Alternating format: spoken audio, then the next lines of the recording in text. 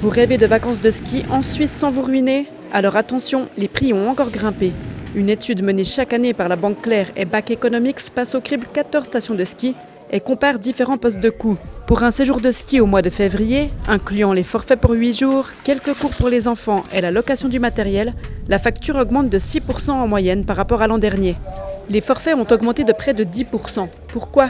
Moins de jours de neige, plus de coûts fixes, un manque de personnel. Résultat, vous en payez la facture.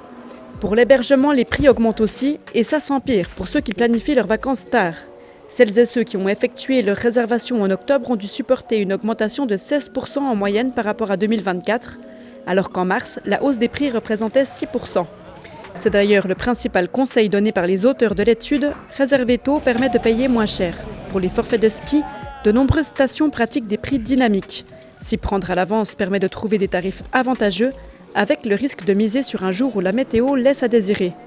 Autre solution pour ceux qui skient beaucoup, les forfaits illimités multistations permettent de faire des économies. Pour le logement, c'est pareil. L'offre se raréfie rapidement au fil de l'année et la demande fait flamber les tarifs dans de nombreuses stations. S'y prendre au printemps augmente donc les chances de dénicher de bonnes affaires. Dernière astuce pour votre portefeuille, bien choisir sa station. L'étude montre des écarts de prix considérables entre les domaines skiables.